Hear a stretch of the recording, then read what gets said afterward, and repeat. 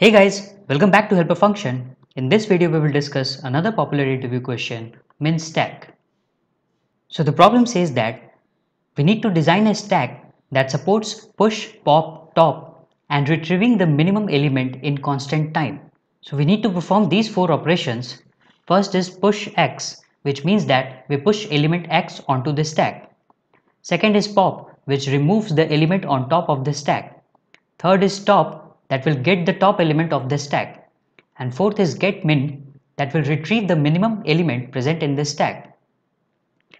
Now we need to perform all these operations in constant time, that is order of 1 time complexity. So for example, let's say we are given with this set of instructions and this is my stack. So at first I push -2 in this stack. Then I push 0 in this stack. Then I push -3 in this stack. Now, this get minimum function, I need to return the minimum element present in the stack, and in this the minimum element is -3, thus I will return -3 here.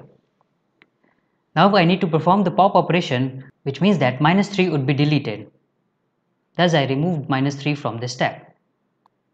Now again I need to perform get min operation, and this time the minimum element in this stack is -2, thus I will return -2 here.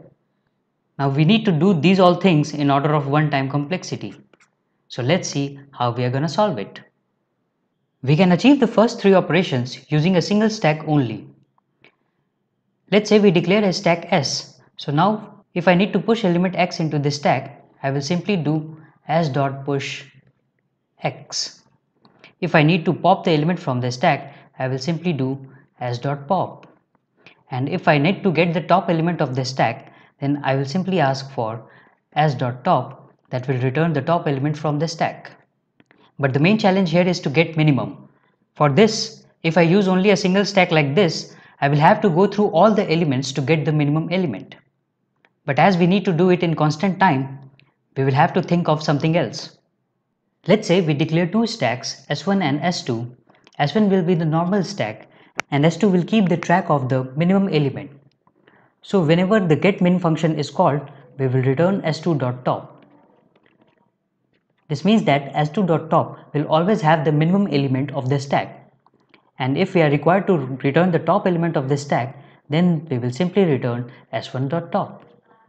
That's how we can solve this problem in constant time complexity.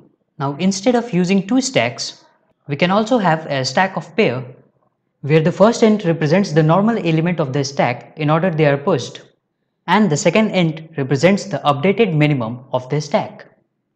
So if we are asked about the top element, we will return S.top.first. Now because the stack elements are pair, the first will represent the first integer while second will represent the second integer. And if we are asked about the get minimum, we will return S.top.second. Now let's look at how we will push the elements in this stack. So let's try and solve this problem.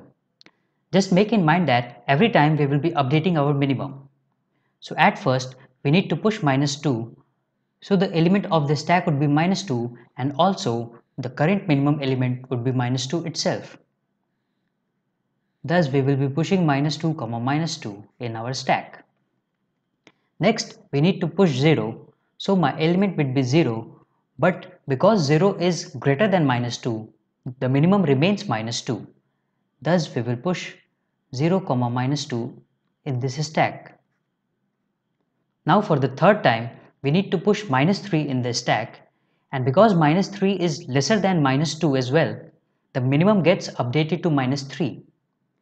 That is, we will push -3 and -3 in our stack.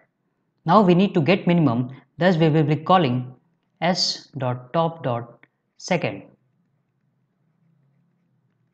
And because S.top.second is -3, my answer would be -3. Next is the pop operation, so we remove the top element from the stack. That is, this -3 and -3 will be removed from the stack. Now again the last operation is get minimum, and now again we will call this function, and this time we will get -2 as our answer. thus we will return minus 2 here. Hence, for every push operation, we have updated our minimum as well. So every time we are asking for get minimum, we will return the second part of the top element of the stack. Now if we are asked about the top element, we will just return the first element of the top of the stack, that is s dot top dot first. This will return the top element of the stack, and if we are asked to pop the element from the stack, we will just call s dot pop. So this is how we can solve this problem in constant time complexity. So let's quickly look at the code. We are given with 4 functions: push, pop, top and get min, and we need to write our code in that. For that, we first declare the stack of pair st. Now we need to push integer x in our stack. So first we check that whether stack is empty or not. If stack is empty, which means that we will be pushing first element in the stack, so for that the element will be x and the minimum would also be x. So we will push pair x comma x in the stack. Otherwise, we will have to compare it with the present minimum of the stack, that is st.top.second. So if my x is lesser than k, which means that x will be the updated minimum, and again we will push x comma x in the stack. Otherwise, k remains my minimum and we will push x comma k in the stack. Now for the pop operation, we simply pop st.pop. Note that we don't need to check here whether stack is empty or not, because it is already given in the question that pop, top and get min operations are performed in a non-empty stack, which means that for these 3 operations my stack will be non-empty. Similarly, for getting the top element of the stack, as discussed in the solution, we will return st.top.first. And to get the minimum element of the stack, we will return st.top.second.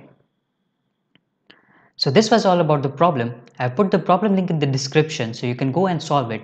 If any doubts or suggestion, please write in the comment, and if not subscribed to the channel yet, then please do that. Thank you so much for watching.